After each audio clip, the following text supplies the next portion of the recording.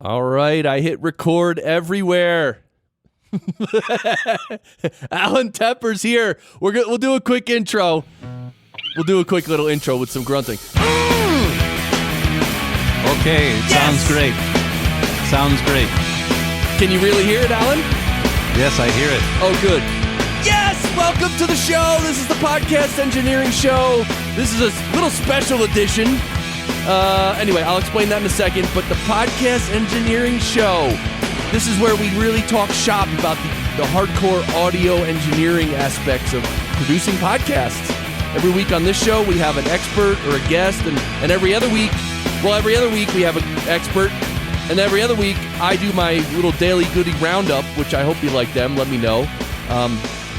Obviously, if you implement the best of what you learn here, you will really up your game in terms of audio quality with your podcast production. And I don't say it a lot, but obviously, it's kind of obvious. If you ever have a question about audio production, send me a message through the website, podcastengineeringschool.com. And the school is going well. If you're interested in learning all this stuff in depth, then check out podcastengineeringschool.com. And yada, yada, that's the intro. How'd I do? Sounds like a good intro. All right, well, Allan Tépper's here. Allan Tépper, he brought a lightsaber. Allan, put that thing down, man. Okay, I'll put it down. All right. Dude, you almost took my ear off. All right. I don't know if you know, but Allan Tépper is the host of Beyond Podcasting. That's right. That's his show. And I've been on your show. Yes, at least once or twice. I lost track already. Well, I think it's twice, but one has been published and one hasn't yet. But yes, something like but that. we make reference to you once in a while too, so that counts also. That's right. Make reference to you, and you also do pro audio and video reviews. You're a tech journalist. You got what's your main website again? Well, I have allantepper.com, and I'm also on provideocoalition.com. Right. I've been there. This is already the 11th year, so time flies when you're having fun.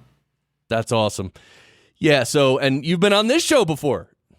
So yes, I have. I think it's my second time, not counting the time that you just mentioned me, or one of your guests mentions me, so either way is good. I know, we mentioned you quite a bit, kind of like Ralph M. Rivera, for different reasons, obviously. Ralph, just because he's funny looking, but you, because you actually, contribute to the show and have good information. Thank you very much. Of course, I don't want anyone to think I'm really busting on Ralph. Ralph is a really good friend of mine, so, I get the idea. I don't want people to think I'm really that mean of a person. I'm not. I'm really not. Barry, am I that mean? No way. You crazy? I'm telling you, I don't. And Barry, Allan Tépper's here. We're going to talk about M4a versus MP3. Barry, do you think this is an important topic? Yeah. Oh, yeah. He does. All right. Well, all right. Or we might say that we're talking about AAC versus MP3 because M4a can represent another type of a codec too. That's right. So AAC and then in parentheses M4a. That's what we're talking about today. Yes, at least today. Another day we could talk about the other stuff if you want to. Right. Because it would be a whole other show. Yes, it would be. So let's introduce this whole subject. So Allan, you and I have been talking about this. Actually, the last couple episodes of this show. So episode 118 and 119 of my show, the show that you're listening to, I actually published in the .m4a format, and I'll talk a little bit about my experience with that. And with the AAC codec, just to clarify. Yes, with the AAC codec. Thank you. That's why you're here, Allan. Thank you. And well, we're here to help each other here. So, and I don't know, it turned out great, and I'm going to tell you a little of my experience doing that. But here's the thing, the AAC codec has been around for many years, at least 20 years, Allan, right? Yes, I think it was 97. So that's a long time ago. Okay. Yeah, and in the late 90s then, there was this whole big question. Well, which sounds better, the AAC or the MP3? And we'll get into that a little bit. But so the deal in podcasting is that everyone, pretty much since podcasting started, everyone was publishing their podcasts in MP3 format. and also the constant bit rate, not the variable bit rate, so the CBR, not the VBR. Exactly. And that's been the standard, standard in quotes, because there really is no standard, right? So that's been the way most everyone has been publishing their podcast episodes for the last 15 years. Actually, podcasting's about 15 years old now. It's 2019 right now. Started in about 2004. And so I think no one has ever denied the fact that it was better, but I think a lot of people were concerned 10 years ago about compatibility. And I think all of the gotchas have disappeared, as we'll cover ahead. Yes, we're going to cover all that. So we're going to cover all about how to encode into the AAC format using .m4a. We're going to talk about the improvements over MP3 that AAC made, because AAC is known to be technically a little bit better quality than MP3.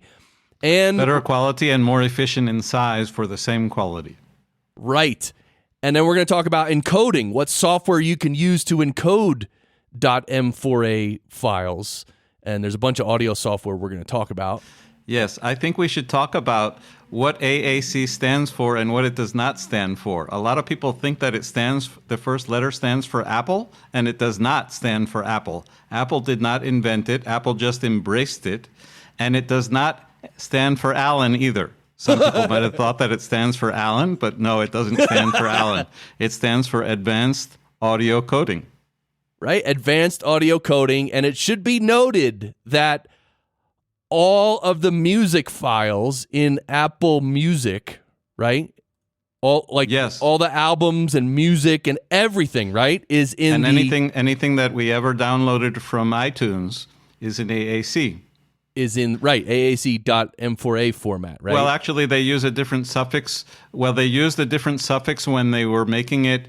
I don't know if you remember the whole thing, but at the beginning, when they first started to sell music on iTunes, which was a big deal that Steve Jobs got the record companies to accept, because at first they said no way. They thought that it was just going to be a source of piracy, but he proved to them the opposite, that people who were willing to pay were not going to be pirating the music. But the first year or two, it was with piracy protection, with DRM privacy protection, and they used a different extension for that version. And I'm not sure, because it's been a long time since I've ever purchased music from Apple, so I'm not sure if they changed it, but I know that there are several extensions that can be used for AAC, but today we're talking about the M4A because that's the most common one, and that's the one that we know that it works. Got it. So, all right. So then, yeah, I'm not prepared to make any definitive comments about the music in iTunes or Apple Music. Yeah, they eliminated he convinced them about a year or two later, Steve Jobs convinced them that they were better off not having the DRM privacy protection on there, that they would be better off, and that it would be a better user experience for buyers who just want to move it to another device and not have to worry about logging in with the same Apple account and everything, because it would be checking to see. So they still have DRM. It's just not piracy protection DRM, because DRM can do two things. It can actually prevent a file from playing, which still is the case with most of the audiobooks that come from Audible.com. Audible.com, which is now belongs to Amazon. For several years, it's belonged to Amazon. But the other type of a DRM just identifies who bought it originally. So in other words, if Barry, let's bring Barry into this. If Barry were to buy a song from iTunes, it no longer has piracy protection, and then Barry put it up on his website and said, everyone, you can download it for free. Well, they could find out that it came out from Barry's account, and then he would be held accountable for it. So even though it's not protected to allow playing on another machine, it's still identified in the metadata of the file whose account bought it. Got it. And Barry, you've never done that, right? No way. I know. I didn't think so. Well, I was just using him as an example. I'm sure he's not going to feel bad about it or anything. That's right. Okay, so M4A files with the AAC encoding are very, very common, right, Allan? Yes, they are.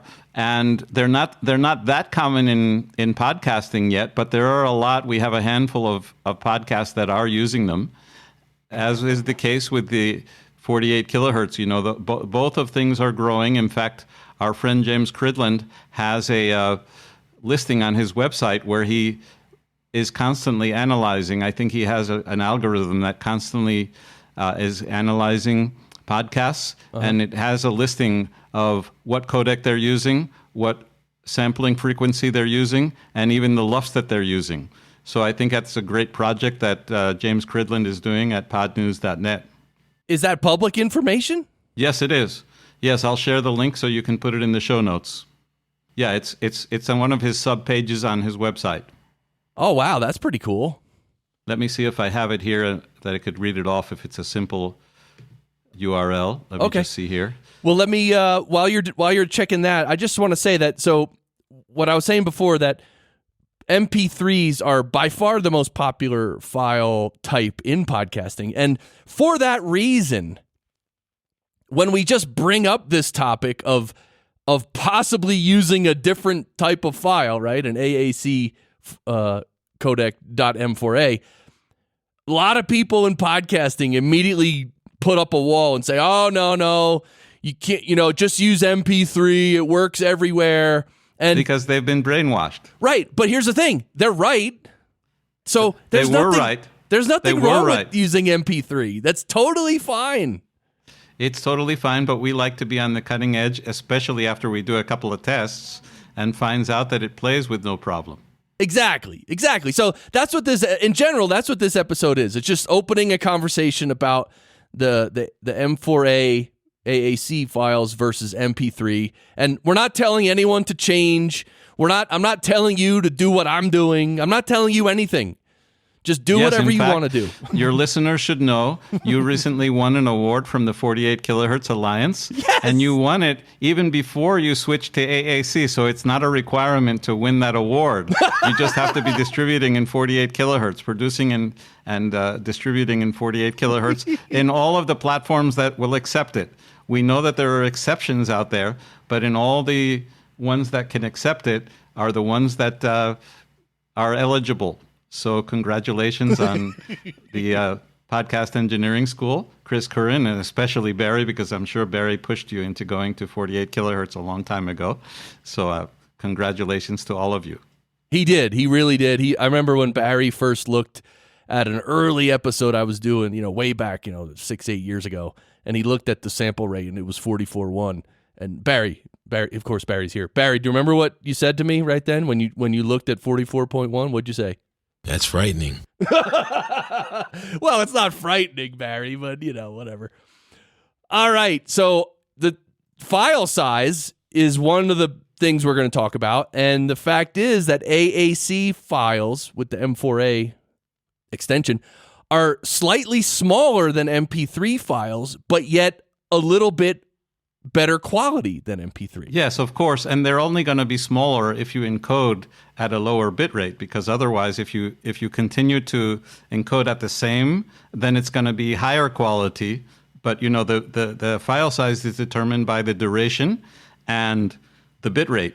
So if the bit rate remains the same, in other words, if you've been doing 128 and you continue to do 128, and you at the same sampling frequency, because the sampling frequency also affects the file size. But if you were doing 48 kilohertz, as you and I have been before the switch to AAC, and you continue to do it at 128, that's just math. The math is going to be the same, and the file size is going to be the same. But we can afford to go to a lower bit rate and still have equal or better quality by doing that.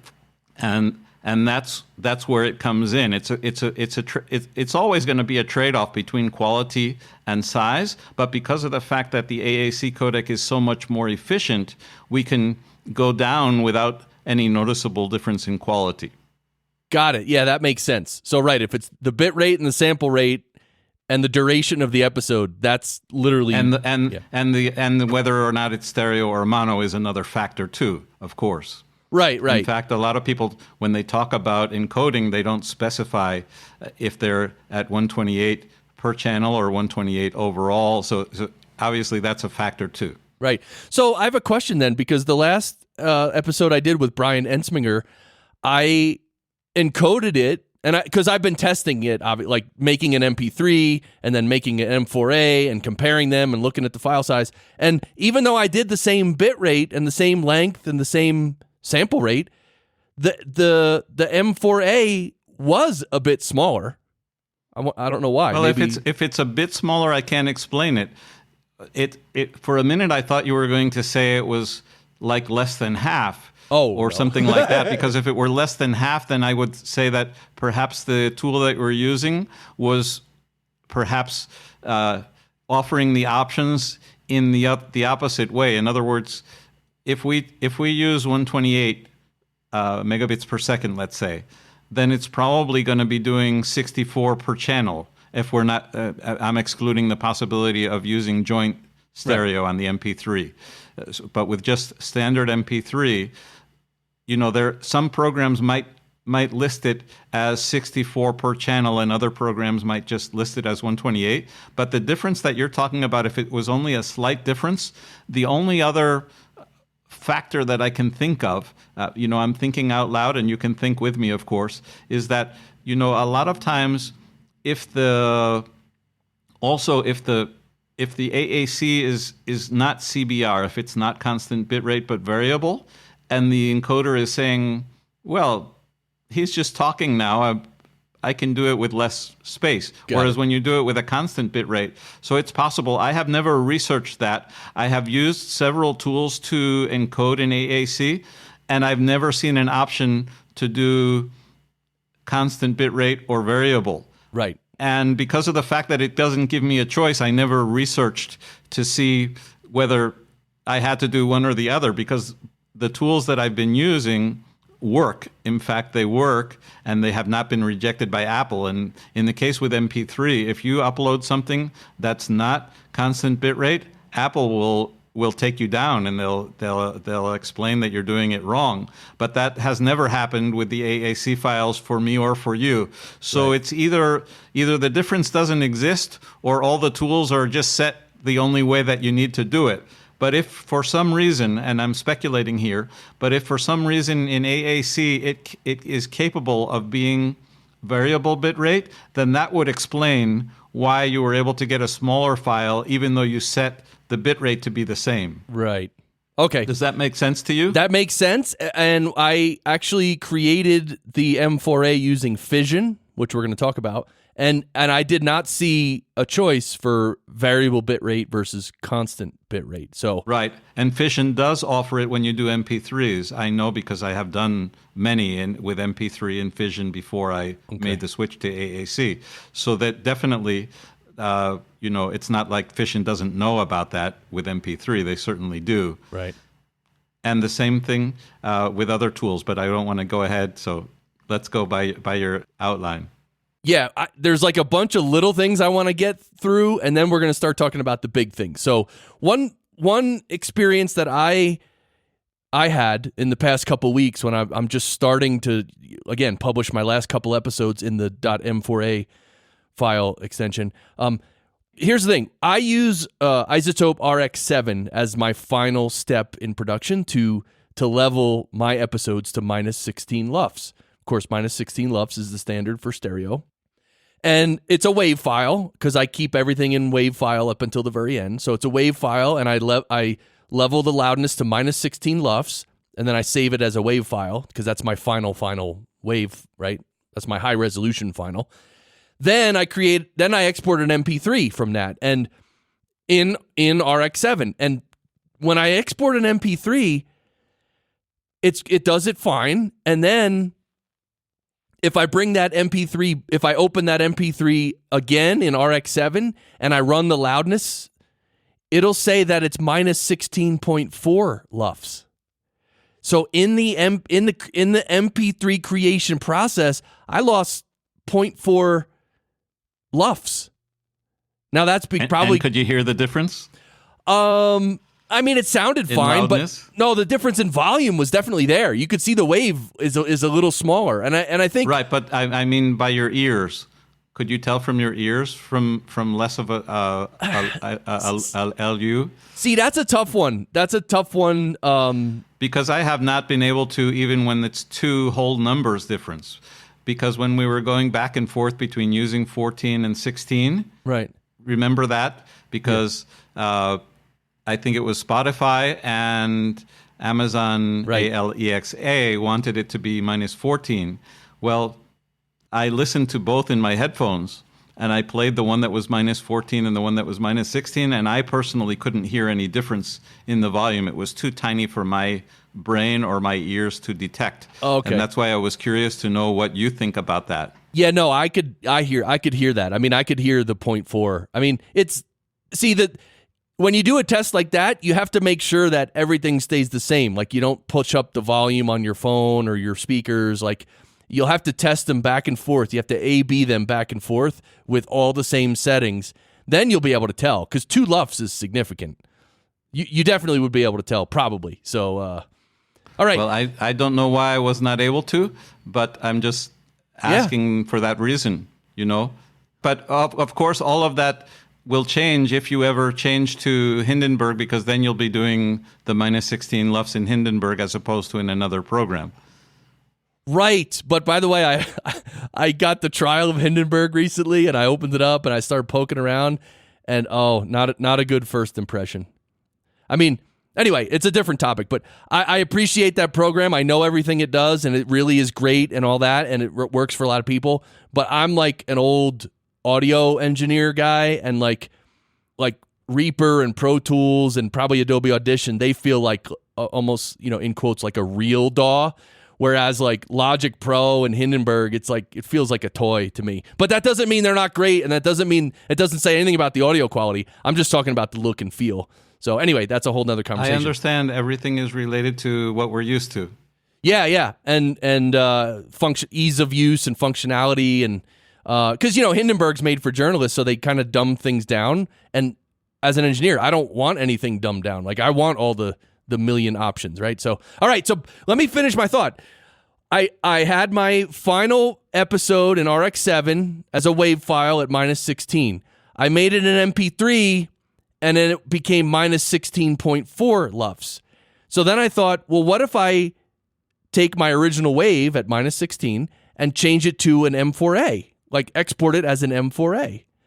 And what would the LUFS be then? And sure enough, the AAC file with the M4a extension, after I exported it from Fission, brought it into RX7, tested scanned for the loudness, it was minus 16 exactly. So what that says to me is that that's almost like proof that the AAC codec is definitely better quality than the MP3, and because literally it removed so much information on the MP3 that the file ended up being 0.4 LUFS lower in volume, which is nuts.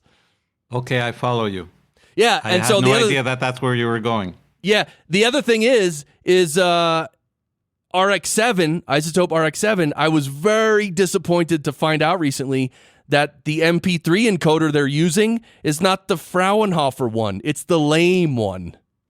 I mean, yes, and as we go forward here, we'll see that that's true with a lot of the very high-end DAWs that we've been using. Right.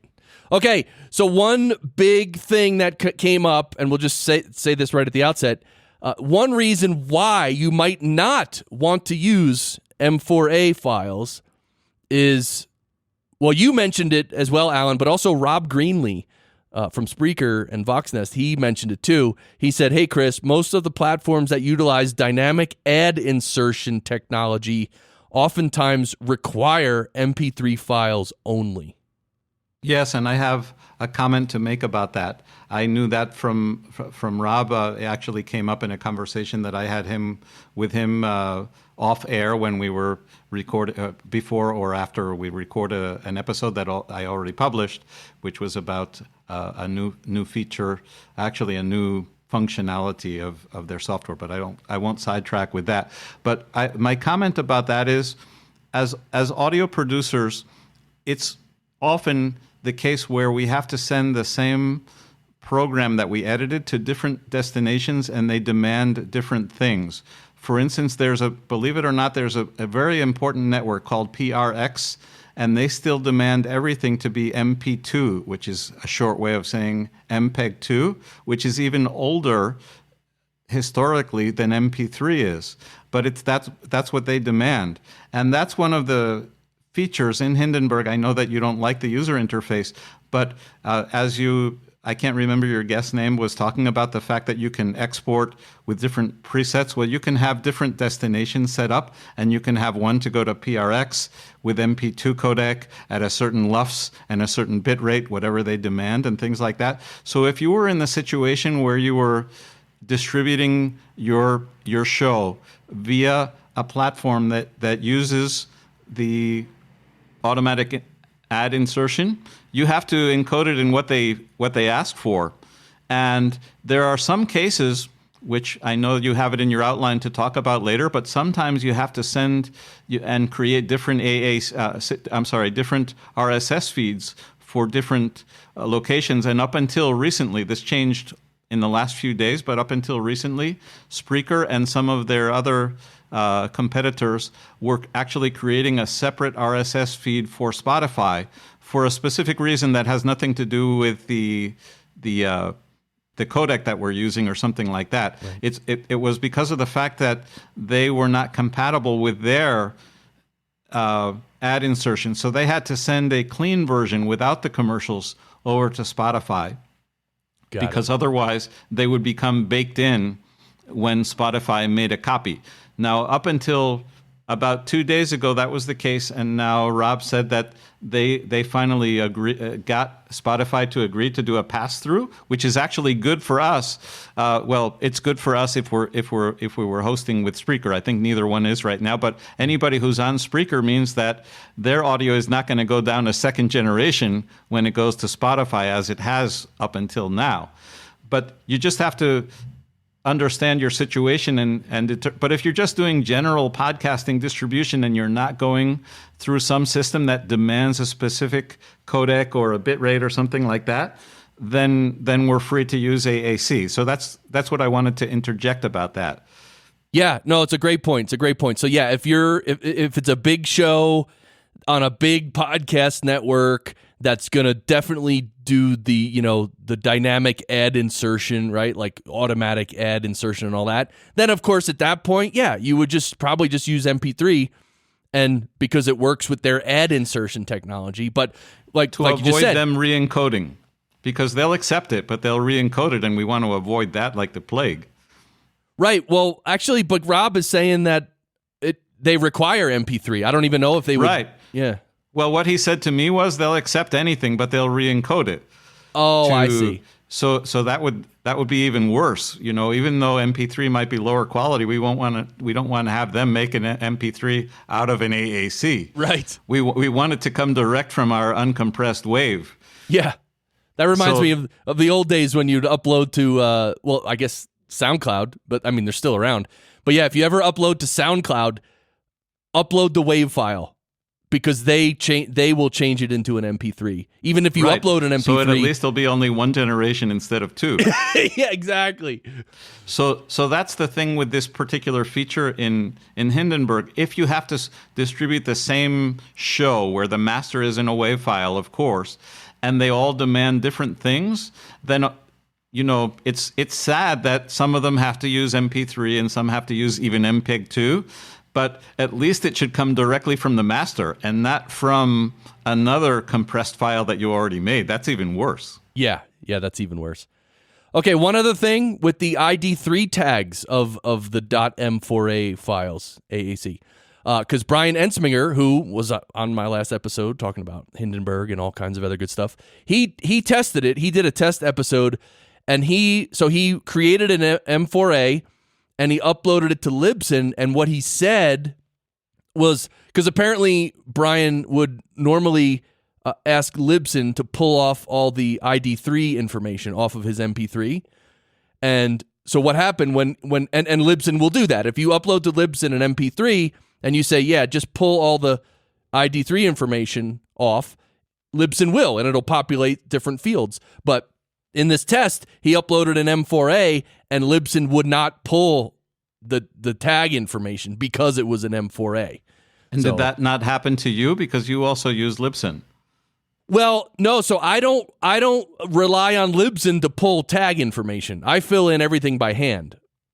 So for you, it's a non-issue. It's a non-issue. I do everything like I just fill in the episode name, the show notes, and the whatever. And I do all that by hand. I don't tell Libsyn, pull all that information off my ID3 tag. Like, no way. I understand.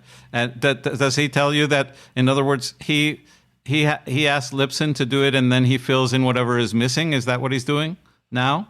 Well, I don't know what he's doing now. Apparently, when he did it with an MP3, it would work. Maybe it pulled everything and maybe it worked. I don't know.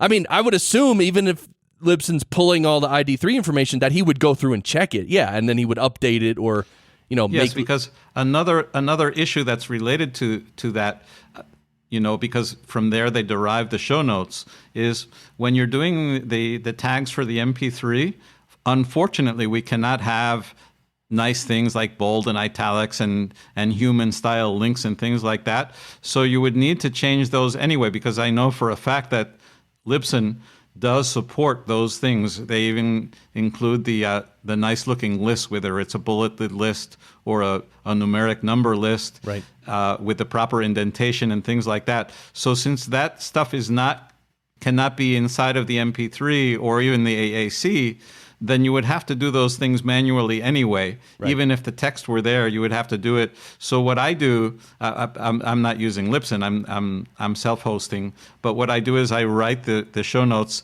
and then I have a version that's plain, and I paste that inside of the tags, and then I use the ones that are nice, and those are done with HTML. And I see that you do the same thing with your show notes, the ones that are on your website. Yeah. Well, this is a question. You paste all your show notes into the MP3 tag? A shortened version without the nice bold and italics, because you can't do it there.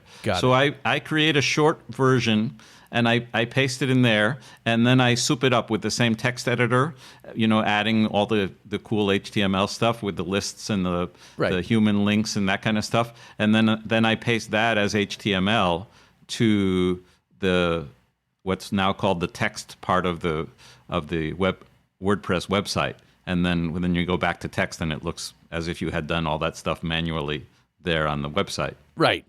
So yeah, it's formatted on the website, but in the MP3 tag, it's just plain text. Yeah, because that's just the limitation of those. The way the text works in those two files. It's a limitation even in AAC, and I know that there's a shrinking number of services and players that even look for the information in the file, but I still like to be in there because you never know.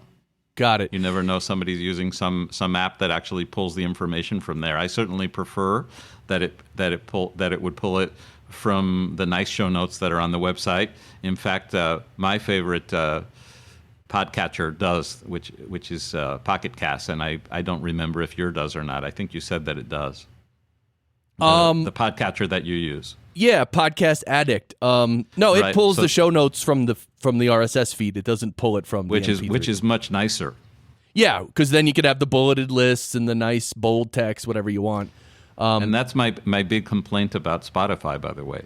They're just doing it terrible. They cut it off. They don't include any of that nice stuff, and you only see the first couple of lines. I don't know if you noticed that. No, I didn't really look, but that's unfortunate. So that's why I'm there, but I don't promote it. It's to find new listeners, but not to send people who already know me over there. Right? Yeah.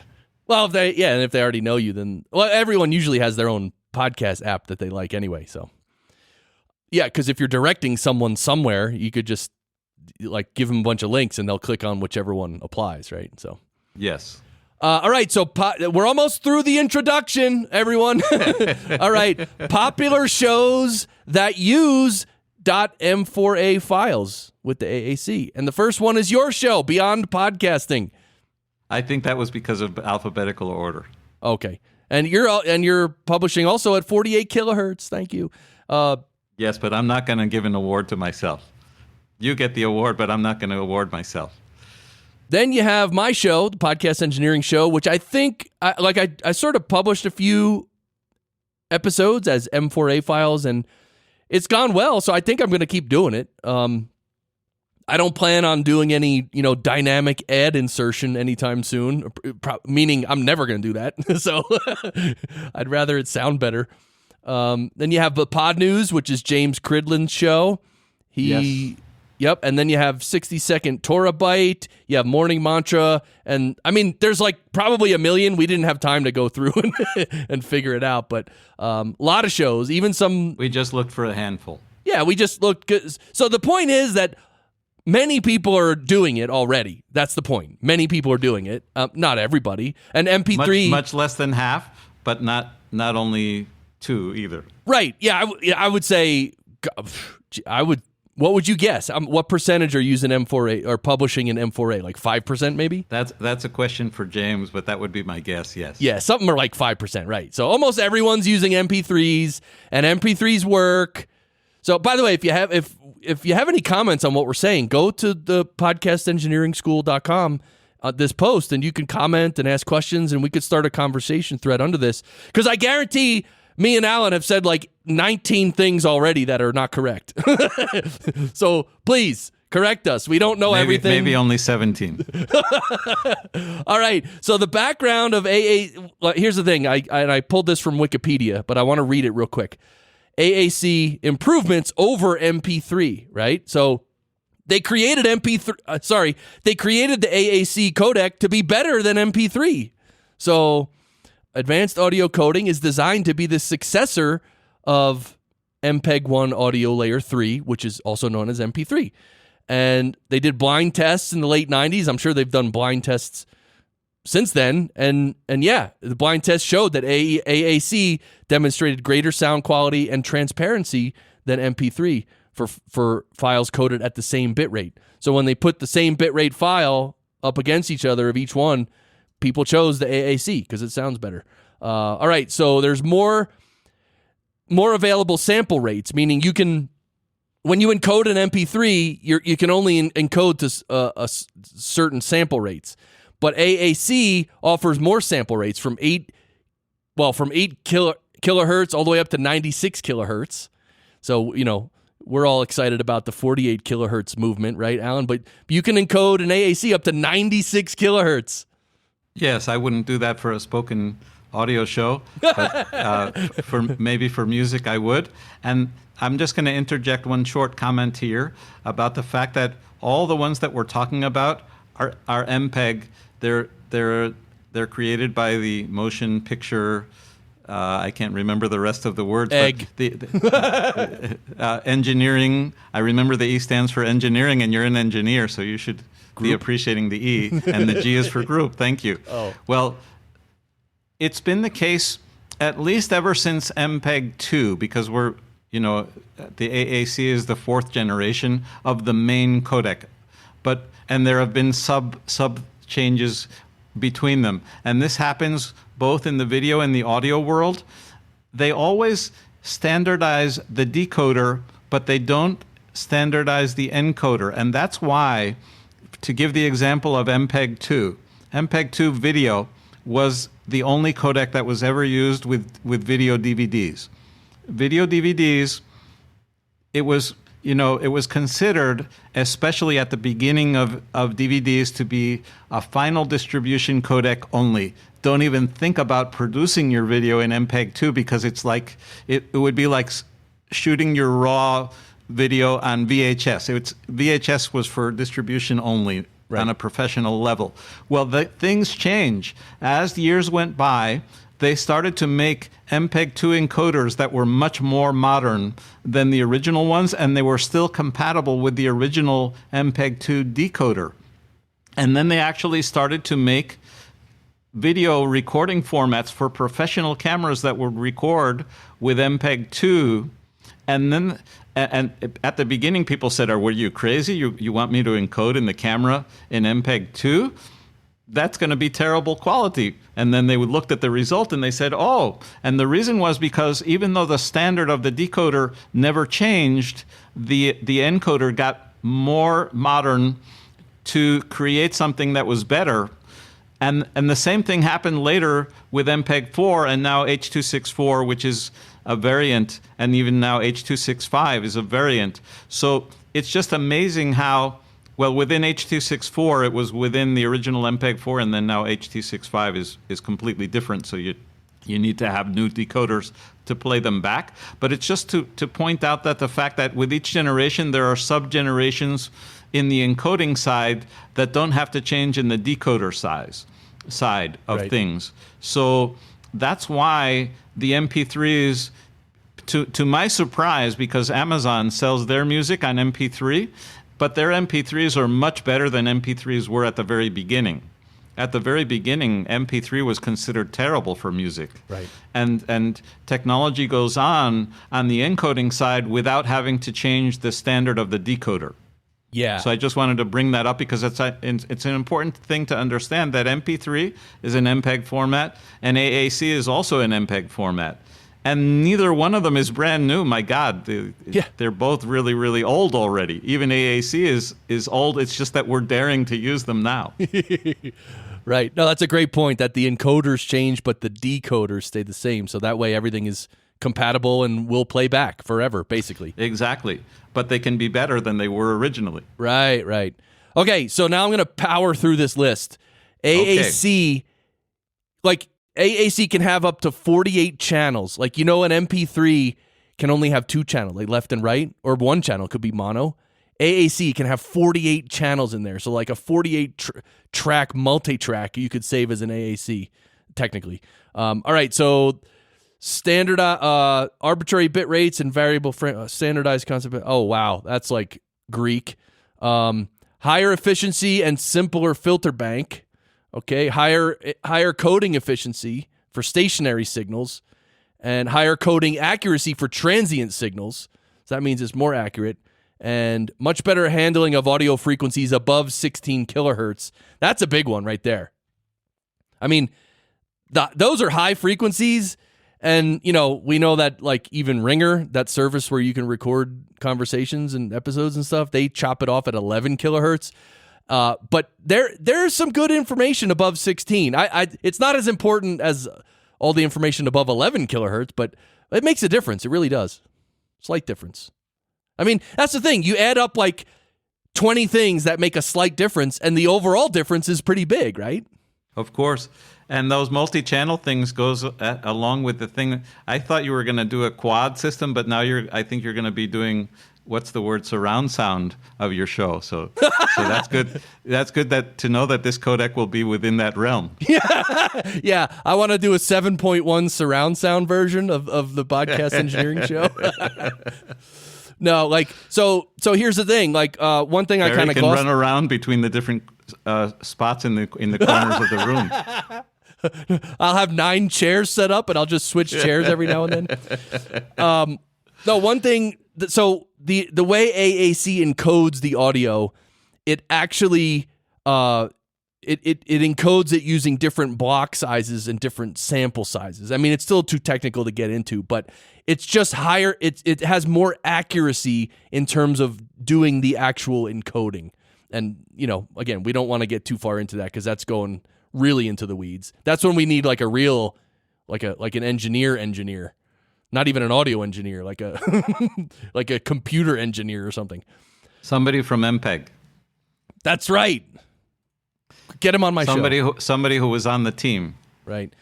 All right, so programs, let's move into the encoding. So let's talk about if you were going to make an .m4a AAC file, how would you do it? Well, there's a bunch of programs that can encode. It's like any other program you're using where you can output or render your mix in MP3. Well, a lot of programs you can just render it to an M4A. They include, we'll go through them one by one, Amadeus Pro, which you have it, but you don't use it. I haven't used it since I got Hindenburg Journalist Pro, but it's a multi-track editor, and it does. I opened all the ones that I had so that I could complete this list here, and Amadeus Pro is definitely one of them. Right, and I've used that before. That's a pretty good little program. I mean, I liked the look and feel of that. It doesn't. Wow, you liked it more than Hindenburg. That's unbelievable. Well, the look and feel, yeah. Yes, I understand. Yeah. I don't know. Something about Hindenburg I don't know. Just the user interface. Anyway, it doesn't matter. All right, next one. Next one that can encode M4A files, and this is the one that I use to encode my M4A files, and it's Fission. Fission by Rogue Amoeba, which is for Mac only. Sorry, all the Windows peeps. Yeah, and you can also use Fission to create, well, you can tag the M4A in there, and you can also create chapters, which is cool too. And it's a pretty cool editor. We talked about it. I had the Rogue Amoeba guys on, and we talked about that because one of the things about Fission, just to mention it here since we're talking about Fission, you can open up an MP3 or an M4A in Fission. Like, you can open up a compressed file format. Let's just use MP3. You can open up an MP3, which has already been compressed, right, to an MP3. You can edit that MP3, and then when you save it as an edited file, it does not re-encode the whole file. It just puts it together and keeps the original encoding, so you're not getting a loss of generation quality, right? Exactly. I use Fission not as often as I do Hindenburg Journalist Pro, but I do use Fission, and I would say it's my favorite one-track audio editor for Mac at the present time. And so yes, I second that nice applause about Fission. Well, and I will say, since we're being, talking about user interface, Fission has a little kind of a, sort of like an amateur feel to it as well, which is fine. I'm only using it to tag and to create my M4A file, but if I'm going to compare how Fission looks compared to Hindenburg, they both like a little, what's the word? Not top of the line professional looking and feeling. Again, just talking about look and feel, people. Don't kill me in the comments. All right, Hindenburg Journalist Pro. You can encode your M4A files right from there. And you can also tag and create chapters, although I have not done chapters, but it offers that capability. Let me explain when I use Hindenburg Journalist Pro and when I use Fission, just so that everyone knows when I prefer to use one or the other, sure, depending on the situation, because they both can export M4A with no problem. And in the case of Hindenburg Journalist Pro, you can set it to be at a particular LUFS level or loudness level.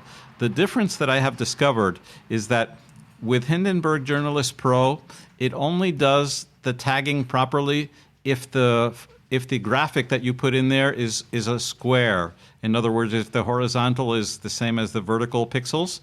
And with Fission, that doesn't matter. So you can have a graphic that's horizontal in Fission, and it doesn't matter. It doesn't distort anything. But with Hindenburg Journalist Pro, in my personal experience, and it has never bothered me enough for me to write them and ask whether that's a known issue or not. But with Hindenburg Journalist Pro, if the graphic is not square, it comes out distorted. So if you're planning to do it in Hindenburg Journalist Pro, make sure that the graphic is square in advance. Got it. But sometimes, if I don't feel like resizing the graphic, then I just do it in Fission. Right. So yeah. I'll export I'll export the WAV file at the desired LUFS level, and then I'll just do the rest in Fission. Got it. Okay, so iTunes will also encode .m4a files. So there you go. So all you people who are already converting, who are already creating your MP3 files within the iTunes software and tagging it there, you can create M4As and tag it there. Also, yes, you could. Also, Twisted Wave, which is my little stereo editor that I'm using on my Mac. It's Mac only. Although now they have an online version of Twisted Wave. Like, apparently you can open up the Wave in like a browser. Even in a Chromebook. Yeah, you can edit in your browser. And yes, and even in a Chromebook, in the Chrome browser on a Chromebook, it'll work. Yeah, I haven't tried that yet, but that's pretty cool. But no, Twisted Wave it's a simple program, but it's quick. It's got a quick user interface, and it's just a stereo editor. I don't even know if you can do multi-track, and I don't care because I wouldn't use it anyway. No, I recently exchanged a lot of emails with the developer, and it does not. It's not a multi-track editor. Yeah, it's a simple stereo detailed editor where you can zoom in real fine and like take out little mouth clicks and do. I love it because I can I can clean up an episode within Twisted Wave really quick. I love it. And all right. So, and then there are third-party plugins which are good. Silent lurking friend Paul Figiani suggested the Sonox Codec Toolbox, which is it's like a third-party plugin you can bring into your DAW or your software, and you can, encode your M4A using that, or even your, there's a bunch of different plugins and different codecs that you can get and use within your existing software. So, and obviously we're not going to go through all of them, but thank you, Paul, for suggesting that, or you tweeted that, I think. Yeah, I think I did ask for input, and you gave me that. So thank you, Paul. And okay, so, and I'm sure there's others that create the M4As, but we didn't have time to go through every single software. Wait, what do you think about Adobe Audition? They gotta create an M4A, right? I cannot answer that question. I don't own it. I'm gonna guess that they do, because that's a great program. I kind of be not shocked if they didn't, because I don't use Adobe Audition. But anyway, you Audition guys, let us know. All right, so now let's talk about MP3s. One of the things about MP3s is the difference between the lame encoder and the Fraunhofer encoder.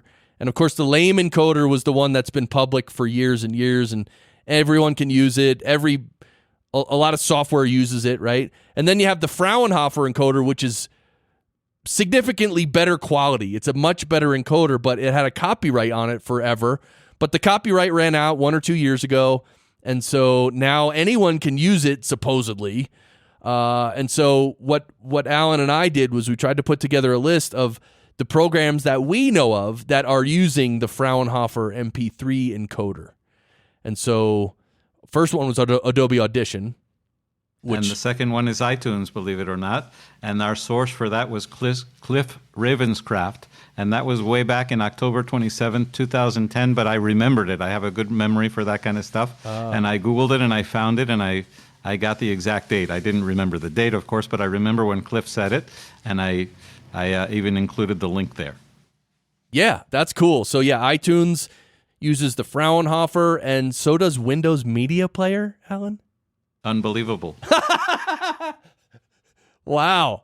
All right. And also, there's programs which you can buy an optional Fraunhofer plugin for like $340. I didn't know this, Allan. You put it in the notes here. I added that in the notes. I think it would be a crazy thing to do now that we're leaning towards using AAC instead.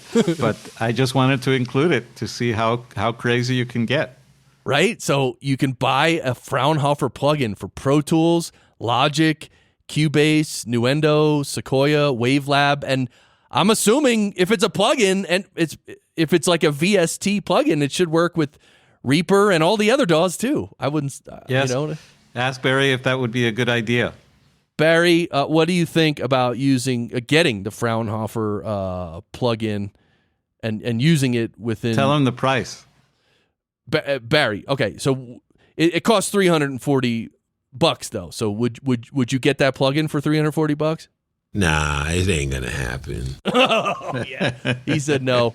Well, I agree. Here's the thing. So now let's talk about the programs that do not use the Fraunhofer MP3 encoder, and I hope I'm saying that right. Fraunhofer. There's probably like a German or correct German way to say it, which I know I'm not saying it right, so I of course apologize. But the programs that do not use the Fraunhofer MP3 encoder are Hindenburg, Reaper, and guess what? Isotope RX7 and RX6. All these, Hindenburg, Reaper, and Isotope RX7, they all use the lame encoder. What? Barry, can you believe it? No way. I'm telling you.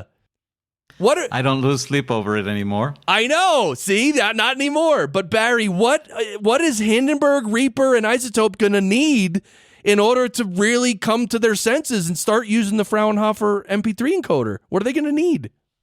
You're going to need a couple of horses or a couple of mules. I mean, if it's that simple, all right. Anyway, you get the idea. All right, now let's talk players, Allan. See, this is one of the biggest fears, I should say, about switching over to M4A. people are like, oh, well, there's some podcast apps out there that don't play M4As. Is that true, Allan?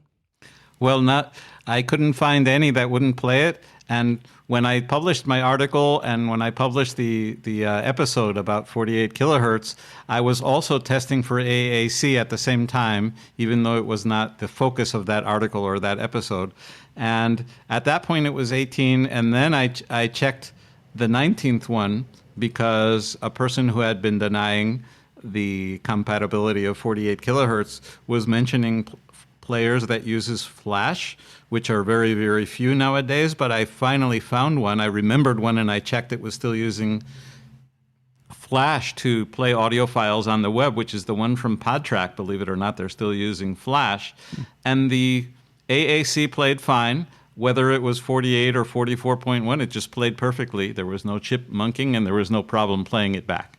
Right. So there you go. So 19 of the most popular podcast apps and players all play and M4. online services. It was a mixture of all of those. Right. So every pretty much everything can play in M4A these days. And I love the fact that you brought up the 48 kilohertz because that's another misconception in podcasting. Or, well, I won't say it's kind of a misconception that, people say don't use 48 kilohertz because, 44.1 is the so-called standard. But also, that's another thing that you've proven through your research, that 48 kilohertz plays everywhere, and there's no chipmunking, and there's no funny business, right? And we have all of the advantages that I've covered in my articles and in my episodes about it, and we'll continue to spread the word about the truth about that. That's right. So 48 kilohertz. You even started the 48 kilohertz Alliance. And you even won the award. Congratulations. I love it, the 48 kilohertz Alliance. All right, with the logo and everything. And a URL and everything, too. Barry, but I'm not going to do a separate show about that. Barry, are you a member of the 48 kilohertz Alliance? Yeah. Oh, yeah. Really? Oh, really? I thought you were a 44.1 guy, Barry. No way. You crazy? Oh, I love when I get to use that one. So, all right. Well, the only other thing in our notes is because I think we've done pretty good. But recently, James Cridlin put a post on Facebook. Do you want to go into that, Allan? I'm not aware of that. Let me try to slide down and see what he said. I remember that he basically corrected someone who had published that it was not compatible anywhere. Is that the one you're talking about? I'm not sure, but I think he... let me look at this. Hold on a second. Yeah, here it is. Yeah, he's using the HE, the high efficiency AAC V2. Yeah, that only comes into play when you go into really, really low bit rates. You don't get even the option to do that until you get really low. I don't know if you noticed that in I did. Fission. I did. It's grayed out until you get to a really, really low one, and I have not invested the time to see how low I could go. I went from 128 to 96. I couldn't hear any degradation, but I haven't gone all the way down so low. Right. I guess it sounds like you haven't either. No, but one reason James might be is that he does the right. He does the pod news. He does the daily podcast, right? And yes. It's pretty short. So I think he probably. I know. So what James does, and you know what? I don't think we're going to be able to get into this because I can't speak to it with a lot of confidence. But he does from Hindenburg. He does publish several different file types to several different places. Yeah, he does a really, really heavy one to the ALXA news briefing, which is not a podcast. It's a separate thing from a podcast. You've probably heard of that I think you own an ALXA. Right. I don't use it, you keep it unplugged and in a Faraday cage most of the time. I do, yes. But he does that because he knows that I think they either demand it or they re-encode it or both. So he does that at a very high bit rate. Like 256, if I remember correctly. Yeah, I think 256, an MP3 with 256. I think that's actually what they demand. And another organization that demands an MP3 at a much higher bit rate than what we normally use for podcasting is the ACX, which is the arm that Audible uses for producing audiobooks. So you have to do what they ask you to do, Right. when you're sending it to one of those places. But as far as general podcasting where there's not a major obstacle, then we should use whatever we think is best. Right. So here's what James wrote. After a bit of thought, I produced 2 versions of the podcast. One at 80 kilobits per second stereo. That's with the AAC, the HE. We didn't talk about the HE. The HE is, what is it? High efficiency? High efficiency. Yeah. So it's... But it's not an option if you're even at 96. It's still not an option. Right, you got to bring the bit rate down to about 80, right? That's what he's doing at 80. And then the other one he publishes is 256 kbps stereo, yeah. And he publishes that one, the 256K stereo, he publishes at minus 14 LUFS because that's going to Amazon and Spotify. And Makes sense. Yeah, and they're gonna change it. They're the ones who wanted it at minus 14, but in other words, his logic is make it as close to what they want so they'll manipulate it the least amount possible. Right. And the other thing, I did a little experiment with my show recently. I opened up my show.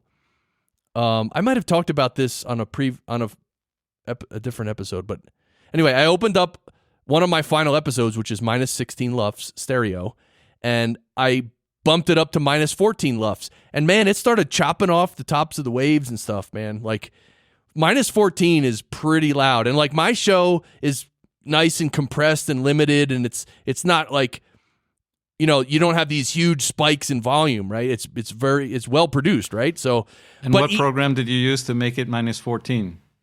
RX7. Understood. Well, they should know what they're doing. Well, no, they handle the peaks, even though it was cutting off the peaks. RX7 can handle the peaks, and there's no distortion, there's no anything. Like they use a really high quality limiter, so that's not the problem. But I was just shocked that to get it that loud, to get it up to minus 14, you got to start chopping off tops of waves, and it's like that's pretty loud, man. I mean, I don't know. The audio purists wouldn't love that, but all right. Well, Allan, I think I've rambled enough, and you've enlightened us enough. Do you have any final words on this conversation between the AAC.m4a format versus the MP3 format? No, I only want to reiterate that the A does not stand for Apple, and it does not stand for Allan. It stands for advanced. The first letter A stands for advanced, not Apple or Allan. Well, AAC, it could be Apple, Allan, and Chris. That's true. Dude, it's our codec. Well, Allan Tépper, host of Beyond Podcasting, beyondpodcasting.com. Go check him out. Thank you, Allan. Great friend. Thank you. Hope to see you soon. And of course, you have to yell sound great at the end, right? You know that. Of course I know. Okay. Yeah, oh yeah. I mean, Barry knows.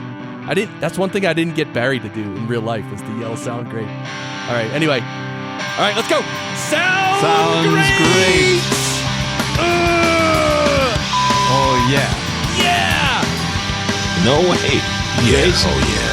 You walk away from me well, and you can't play that part so well. What do you say?